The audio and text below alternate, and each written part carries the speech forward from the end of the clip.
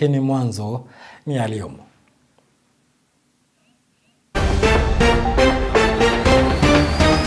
Aliyekuwa naibu gavana Isaac Mutuma aapishwa na kuwa gavana wa 4 wa kaunti ya Meru kufuatia uamuzi wa mahakama kuu. I, Honorable Isaac Mutuma Ntwethingia, do swear that I shall always truly and diligently serve the people and the Republic of Kenya in the office of the Governor of Meru County. Mhubiri tata Peter Kimondo ambaye kanisa lake lilichomwa afikishwa mahakamani na kupinga kosa la ulawiti. Peter Kimondo Baragu ameshtakiwa na ubakaji. Maelezo yafuatayo: tarehe 27 mwezi wa 5 mwaka 2022 mwendo wa saa 3 jioni katika eneo la White House. Kiongozi wa Wiper Kalonzo Musyoka akosoa kuondolewa kwa wandani wa Gachagua kutoka kamati za bunge. Ati mtu yeyote ambaye anaonekana anaelemea ama ni rafiki ya Rigiji lazima atolewe. Sasa mjumbe wa kawaida ako na makosa gani?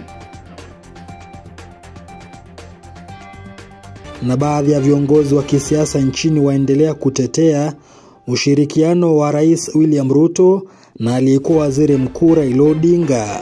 Kama rais wa nchi alijua amechaguliwa na wananchi wa Kenya na kuna wengine ambao hawakumchagua. Na yeye akasema sababu amechaguliwa kulingana na katiba ya Kenya ni lazima ahudumie wananchi wote kwa usawa.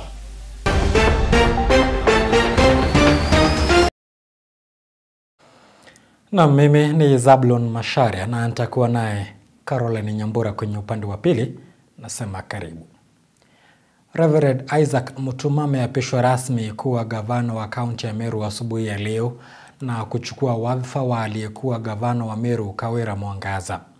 Haya yanajia baada ya mahakama kuu kushikilia kwamba bunge la seneti lilifuata mchakato hitajika kumng'atua Kawira Mwangaza mamlakani. Mutuma sasa ni gavana wa 4 wa kaunti hiyo ya Meru kama anavyoarifu Frederick Wambua. Baada ya aliyekuwa gavana wa Meru Kawira Mwangaza kung'atuliwa mamlakani na mahakama kuu kuidhinisha uamuzi huo siku ya Ijumaa, sasa Reverend Isaac Mutuma na aliyekuwa naibu wake amekula kiapo asubuhi ya leo na kuwa gavana wa 4 wa kaunti ya Meru. I, Honorable Isaac Mutuma Ntwethingia, do swear that I shall always truly and diligently serve the people and the Republic of Kenya in the office of the Governor of Meru County, and I shall diligently discharge my duties without fear, favor, affection, ill will. Oh, help me God. Katika hotuba yake ya kwanza kama gavana, Mutuma amesema kuwa jukumu la kwanza ni kurejesha heshima na uwiano katika kaunti ya Meru ambao umepotea kwa muda mrefu, akiwafikia viongozi wa kisiasa na pia matabaka mbalimbali ili kuleta umoja miongoni mwao, hasa ikizingatiwa mgawanyiko uliokuwepo. We all know that our county is facing many divisions among leaders. As your new governor, my first and most urgent task is to restore the peace and cohesion that is the bedrock of progress. I will reach out to all leaders, elected, nominated, appointed, religious leaders, community elders, and even those in business sector. Together, we shall forge a united front for the betterment of Meru. I will engage you, the people, directly and indirectly through your elected representatives. We must come together, not as factions, but as one Meru, one people. Together, we will restore the glory of Meru. Aidha, ameahidi kuwa atawekeza juhudi zaidi kuhakikisha kuwa kaunti ya Meru inanufaika na maendeleo yaliyokwama kwa muda kama vile uimarishaji wa afya, ujenzi wa barabara na pia kuboresha utalii. The executive will work hand in hand with the county assembly and the county public service board to ensure that the challenges in our medical facilities are promptly resolved. Gradually, we shall also set out specific facilities as centers of excellence in promotion of health tourism in Meru County. Gradually, we shall also set out specific facilities as centers of excellence to promote health tourism in Meru County, which will earn the county more revenue. I will also work with community health promoters to ensure preventive and promotive health, and at the community level to reduce the cost of curative health care. Baadhi ya viongozi kadha akiwemo gavana wa zamani Kiraito Murungi na aliyekuwa seneta Mithika Linturi wamedokezea jinsi kaunti ya Meru ilizamia katika siasa chafu na kwamba wakati umewadia kuiokoa. We will come back to Meru because Meru is where we belong and Meru is our business and now Meru is more peaceful and I believe going forward Meru itakuwa better kuliko vile imekuwa. Fred Kombua, Undugu TV. Kwingineko ni kwamba kinara wa Wiper Kalonzo Musyoka amekosoa hatua ya kutolewa kwa wandani wa aliyekuwa naibu wa rais Rigathi Gachagua kutoka kwa wenyekiti wa kamati mbalimbali za bunge na kukabidhiwa wabunge wa ODM. Kalonzo akisema haiwezekani chama cha ODM kuwa serikalini na pia kwenye upinzani, akibaini kuwa chama cha Wiper, Jubilee na KANU ndio watakaoshikilia mrengo wa upinzani. Mchana kutwa Kalonzo amekuwa akijipigia debe eneo la Mlima Kenya, akianzia na eneo la Nanyuki na baadaye Nyeri, wakati ambao Rais William Ruto anatarajiwa kuzuru eneo hilo mwishoni mwa mwezi huu. Na wajumbe wa ODM wameweka mkataba na Kenya Kwanza. Hiyo inamaanisha na wengine wanatoa ambao wanaleta dhuluma ya ajabu. Ati mtu yeyote ambaye anaonekana anaelemea ama ni rafiki ya Rigiji lazima atolewe. Sasa mjumbe wa kawaida ako na makosa gani? Mtu kama Ndindi Nyoro kwa mfano ndiye alikuwa anasimamia budget, yani ugawaji wa pesa za Jamhuri ya Kenya. Kwa sababu hata yeye hakuzungumza juu ya Rigiji, yeye alinyamaza tu. Katika hiyo kunyamaza akatolewa, akawekwa mtu wa ODM. Na hiyo ni kamati ambayo kisheria, kulingana na sheria za bunge la Kenya, hiyo ni ofisi ambayo mwenye kusimama ni mtu wa serikali. Kumaanisha mtu wa ODM ako ndani ya serikali. Sasa kutoka Naromoro tunasema vile vyama vya Azimio ambavyo vimesalia, chama cha Jubilee kiongozwa na Uhuru Kenyatta, chama cha Wiper ambacho mimi ni party leader, chama cha DAP ambacho mheshimiwa Eugene Wamalwa ndio kiongozi, na hata na KANU. Alright? Hivyo vyama sasa ndivyo vyama vya upinzani. Because huwezi kuwa na mguu mmoja upande hii na upande huko mguu mwingine. Kama unaamini demokrasia kulingana na kikatiba, basi wenzetu wameingia upande wa serikali. Hata kama watakaa huko mpaka mwisho, hiyo ni mambo yao. Kama wataona dunia ni mbaya na wananchi wasikilize, wakitoka hatuna ubaya na wao. Lakini kwa sasa kulingana na sheria za bunge wako kwa upande wa serikali. Kutoka Nyeri na fululiza hadi katika ikulu ya Nairobi, na ambapo Benki Kuu ya Maendeleo ya Afrika imetoa dola milioni 634 ili kuimarisha miundombinu ya kuhifadhi maji humu nchini. Kulingana na rais wa benki hiyo, Dr. Adesina, bwawa la Thwake lililoko kaunti ya Makueni ni baadhi ya miradi mikuu iliyopewa kipaumbele na benki hiyo, akisema mradi huu utakamilika ifikapo mwezi Julai mwaka wa 2026. Kiongozi huyu alizungumza haya alipokutana na Rais William Ruto katika ikulu ya Nairobi, rais akisema miradi hii ya maji itawasaidia Wakenya kukabiliana na mabadiliko ya tabia nchi.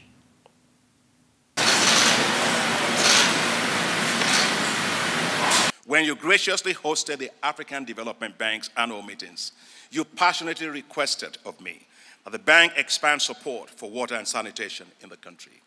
Mr. President, I am pleased to let you know that the bank is providing $634 million now towards the Kenya Town's sustainable water supply and sanitation project. This includes 315 million euros for the construction of the Twake multipurpose water dam, expected to be completed in July of 2026. Water harvesting, water storage, irrigation is the next horizon, especially in the context of climate change. We need to store more water, we need to harvest more water, we need more dams, and we need space that will enable us to deal with that. I am very proud, my brother, that you kindly and graciously accepted to support our water infrastructure development. The dualing of Thika superhighway, and just for your information, now that road is all the way to Maroa in Nyeri. The road now has been dualed from where you left it by the support of your great organization. Now it went to Thika, Thika to Kenol. It was picked up from Kenol, now all the way to Nyeri. In fact, later this month, I will be inspecting that road and the wonderful interchanges that have been rolled out and supporting the whole transport network of that section of Kenya. Aliyekuwa naibu wa rais Rigathi Gachagua amefichua kuwa kuna njama fiche ya kuwatimua makatibu kutoka maeneo ya Mlima Kenya ili kutoa nafasi kwa wandani wa aliyekuwa waziri mkuu Raila Odinga kushikilia nafasi hizo. Akizungumza katika makao yake eneo la Karen jijini Nairobi, Gachagua amepuuza madai ya muungano wa Rais William Ruto na Raila Odinga kuwa muungano huo unalenga kuliunganisha taifa, akisema ushirikiano huo utazinyanyasa jamii za eneo la Mlima Kenya, kama anavyoarifu mwanahabari wetu James Mwangi. Baada ya Rais William Ruto na kinara wa ODM Raila Odinga kuungana rasmi na Rais Ruto kuweka wazi kuwa muungano huo unanuia kuliunganisha taifa kupitia ushirikiano na viongozi mbalimbali nchini, aliyekuwa naibu wa rais Rigathi Gachagua amejitokeza na kupinga muungano huo, akibaini kuwa unalenga kuziunganisha jamii zingine dhidi ya jamii za eneo la Mlima Kenya. Sasa baada ya kuondolewa mamlakani, jamii yetu imesalia pweke, inateswa pasipo kuhurumiwa. Akizungumza katika makao yake eneo la Karen, Gachagua amebaini kuwa kufikia sasa kuna mipango iliyowekwa ya kuwatimua baadhi ya makatibu wa maeneo ya Mlima Kenya na nafasi zao kujazwa na viongozi watakaoteuliwa kupitia muungano uliobuniwa hivi majuzi. Siku ya Ijumaa na Jumapili, Rais William Ruto amekuwa nyumbani kwake akipanga atakavyofanya mabadiliko katika nyadhifa za makatibu. Raila anaitisha makatibu 15 na nikiambiwa nasikia atapewa 10. William Ruto anapanga sasa kuwafukuza watu wetu. Gachagua akisikitishwa na madai kwamba anaendeleza ukabila kwa kuwatetea viongozi wa eneo la Mlima Kenya, ilhali viongozi wa maeneo mengine wanaruhusiwa kuwatetea viongozi wao. Unaposikia ukabila unapozungumziwa ni wakati ule jamii yetu inapozungumza. Unakumbuka ule wakati tulisema Nurdin Haji ameharibu kazi? Watu wa eneo lao waliungana wakamtetea. Wakati ilisemekana Wetangula atatingizwa ili watu wa Raila wapate nafasi, jamii ya Abaluya walishirikiana wakamtetea. Hakuna aliyesema huo ni ukabila. Na japo Gachagua amekaribisha ziara ya rais eneo la Mlima Kenya, amemtaka kufanikisha miradi ya maendeleo kabla ya kuzuru maeneo hayo, akitaja ziara za rais kuwa za kuweka ahadi zisizotimizwa. Naye rais tunamkaribisha aje, lakini tungependa iwapo atakuja aje barabara ikiwa imekamilika. Asije kuahidi ama kukagua kwa kuwa yeye si mhandisi. Hizi barabara zote na azikamilishe. Zaidi hayo, akikashifu uhalifu ulioendelezwa wakati wa ziara ya rais jijini Nairobi, hasa kutokana na kifo kilichoshuhudiwa, akimkosoa rais na kubaini kuwa angepaswa kutuma risala za rambirambi kwa walioathirika. President William Ruto ishara yake. Ziara ya rais Nairobi ilisababisha kifo, hofu na uharibifu wa mali. Rais hakutuma risala za rambirambi, na pengine kama magari ya rais ingesimama, aliyeuawa hangefariki. James Mwangi, Undugu TV.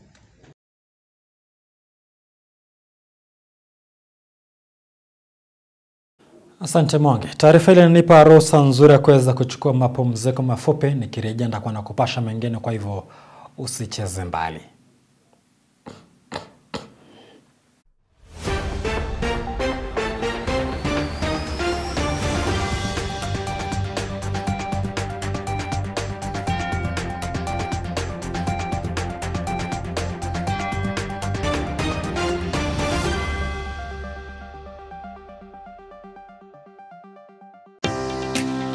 Tuko na 18,000 empowered women and men na youth na hiyo sako yetu ambayo iko na over 300 million ambazo tumecreate kutoka zero. NDC Empowerment Sacco ni chama cha akiba na mikopo. Mwenye anataka kujiunga awe ameitimiza miaka 18. Tunahitaji kuwa na fotokopi ya kitambulisho, passport size photo. Pesa ambazo zinalipwa ili kujiunga na chama chetu ni shilingi 200.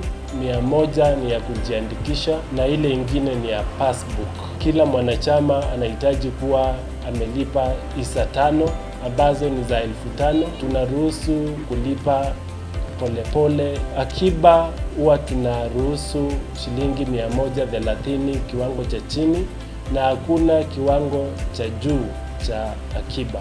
1,000,000 tunaweza kushukuru ili tuweze kuwa empower members wetu. Imenijenga sana. Mimi ni mmoja kati wa wale wanafurahia. Wale hamjajua maana ya sako, mjoini sako na muingie katika biashara.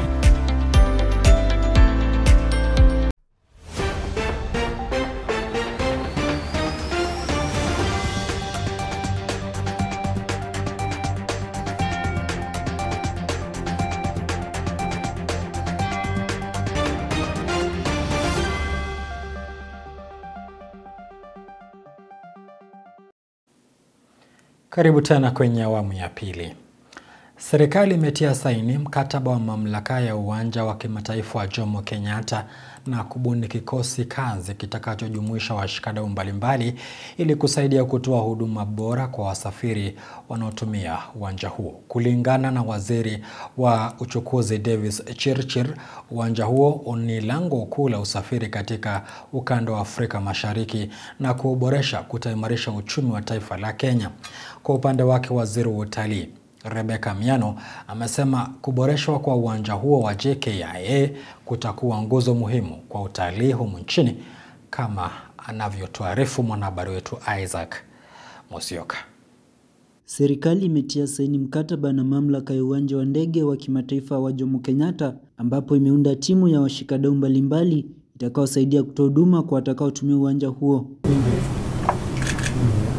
Kulingana na waziri wa usafiri Davis Chirchir, uwanja huu ni lango kuu la usafiri katika ukanda wa Afrika Mashariki na kuboresha JKIA kutaimarisha uchumi wa taifa hili. This milestone today represents a shared commitment by government ministries, agencies and stakeholders to position Kenya as a leading aviation hub in the region and beyond.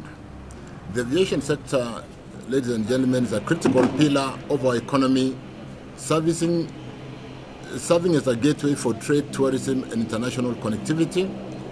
Recognizing its importance, the government has prioritized reforms aimed at enhancing operational efficiency and customer experience at our airports.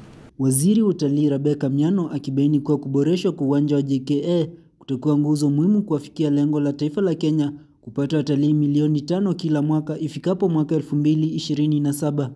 For the tourism sector, this is very monumental, even as we gear towards achieving the steep targets that we have of welcoming 5 million international visitors annually from the year 2027, the airport's customer experience is critical to supporting our target. As a ministry, we are also working together with the Ministry of Transport, KAA, to open a customer service or an information center for tourists, and also working on branding our airport appropriately so that from the word go, everyone can experience the magical Kenya brand. Kwa upande wake waziri wa usalama wa ndani Kipchumba Murkomen na aliyeshuhudia zoezi hilo la kutiwa saini kwa mkataba huo akibaini kuwa wizara yake itahakikisha usalama katika uwanja huu umeimarishwa kwani unaweza tumika kuingiza dawa za kulevya na wahamiaji haramu humu nchini. The processes within the airport should be able to detect any contraband, illegal goods, issues to do with illegal immigrants and persons who should not come through, especially criminals who should not visit our country. We have signed this charter today to promise the people of Kenya that we will act professionally and that our team at the airport will work in the spirit of whole government approach. Let us reaffirm our collective resolve to implement the JKIA service charter effectively. Together, we can deliver an exceptional airport experience that reflects Kenya's status as a premium destination for business, leisure, and investment. Isaac Musyoka, Undugu TV.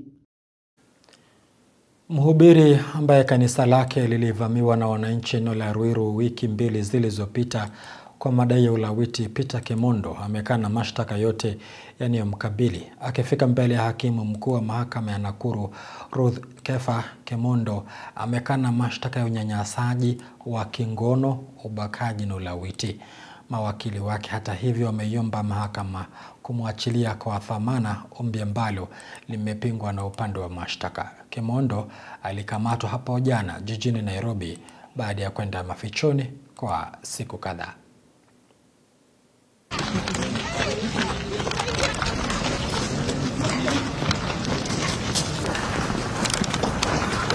Utasimama? Peter Kemondo Baragu ameshtakiwa na ubakaji. Maelezo yafuatayo: tarehe 27 mwezi wa 5 mwaka 2022 mwendo wa saa 3 jioni katika eneo la White House iliyoko Nakuru Sub County na Nakuru County, kwa kusudi na kinyume cha sheria ulisababisha uume wako kuingia kwa makalio ya James Kiaria Mungai bila idhini yake. Haya maelezo ni kweli au si kweli? Kweli au si kweli? Tuongea kwa sauti. Jana, sorry for coming in late. Kindly place me on the record for the first person. My name is Asam. 22 mwendo wa saa 3 jioni katika eneo la White House iliyoko Nakuru Sub County. Baadhi ya viongozi wa kidini humu nchini sasa wanamlaumu Rais William Ruto kwa kuendeleza kampeni za mapema miaka miwili kabla ya uchaguzi mkuu wa mwaka 2027. Viongozi hao wamemtaka Rais William Ruto kuongoza viongozi wanaoandamana naye kwenye kampeni hizo kuwajibikia majukumu yao badala ya kufanya siasa kila wakati. Kauli ya viongozi hawa inajiri huku duru zikiarifu kuwa Rais William Ruto anatarajiwa kuzuru eneo la Mlima Kenya katika juhudi za kuwaleta wenyeji wa eneo hilo ndani ya serikali. Wa Nairobi kwa sababu ya mambo ya maendeleo ya sehemu hii. Baada ya Rais William Ruto kukamilisha ziara yake kaunti ya Nairobi, huku nduru zikiarifu kuwa anatarajiwa kuzuru eneo la Mlima Kenya, viongozi wa kidini hususan kutoka eneo la Magharibi wamekashifu kile wametaja ni kampeni za mapema. Ili watu wa hapa, watu wa kule Makadara kule wapate manyumba ya sawasawa. Viongozi hao wa makanisa wakimtaka Rais Ruto kusitisha siasa za mwaka 2027 na badala yake kuanza kuwafanyia Wakenya kazi jinsi alivyoahidi wakati wa kampeni. Siasa wangojea mpaka 2027. Wakipata muda Kama walifanya vizuri warudi, na kama mtu alifanya vibaya haende nyumbani. Wakiongozwa na Askofu Emmanuel Simiyu, wametaja ushirikiano kati ya Rais Ruto na aliyekuwa waziri mkuu kama unafiki unaopigania maslahi ya wawili hao na wandani wao wa kisiasa. Mtu anajaribu mbinu ya kutaka kushawishi watu mapema.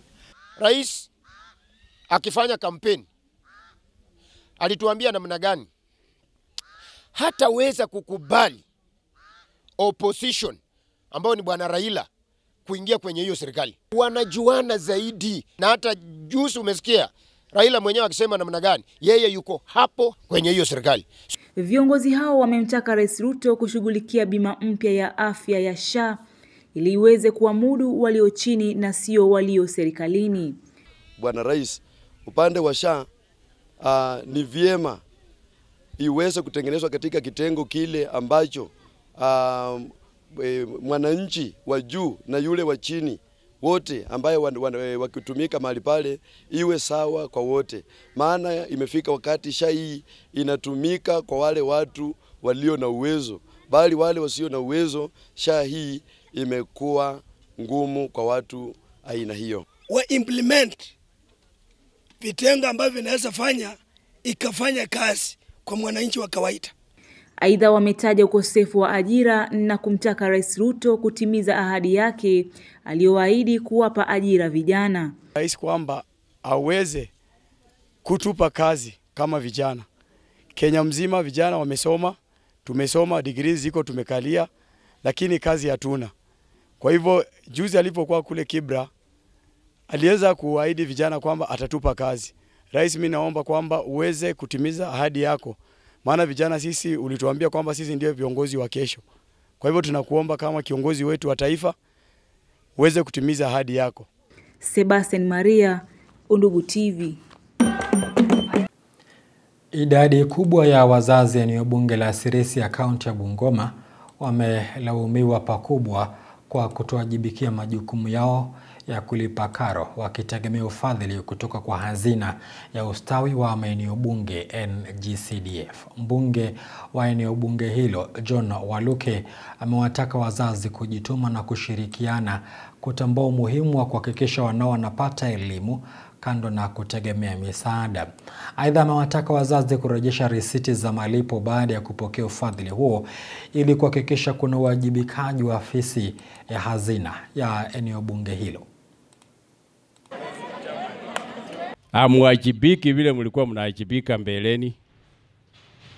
Wasasi hata ukipata pesa kwa kahawa hutaki kulipia mtoto school fees. Unangojea pasari tu. Pasari ni pesa kidogo, hiyo ni supplementary ya kuongezea mtoto asome. Lakini mnapata pesa, mimi nafuatilia. Na nyinyi ni wakulima wazuri, wakulima wa mahindi, wakulima ya kahawa, wakulima ya maharagwe. Nataka musikize, mushukulike na muonyeshe hiyo bidii yenu ambayo mnakuanga nayo tangu nyuma. Hatukuanga na pasari na watoto walikuwa wanasoma. So msomeshe watoto, hawa ndio watalinda wewe. Ya murudishangi receipt. Unapewa check. Tulipeania tu hapa tu kwa mahali tuko, lakini hamukurudisha receipt kwa ofisi. Na china ya constituency ama ya sub county yenyu inaharibika. Ifikiriwe kwamba labda pesa imetumika vibaya, labda imekuliwa na mumeweka receipt kwa nyumba. Imagine. Sasa ukipata receipt unapeleka kwa ofisi. Kama hapa tunataka ukipata cheki yako peana kwa pasa, pale anakuandikia receipt. Najua you are very lazy, watu wa Sirisia. And that is why hamukuleta receipt kwa ajili ya kukua wafifu. Na barua ya kusema acknowledgement, teacher principal anaandika anasema nimereceive pesa ya Nekesa 10,000 ama 20,000 namna hiyo. Kitu rahisi. Katika michuano ya soka barani Ulaya, Manchester United ililaza Leicester City mabao 3-0. Arsenal ikicharaza Chelsea bao 1-0, huku Fulham United ikitoa ushindi wa mabao 2-0 katika mechi dhidi ya Tottenham Hotspur.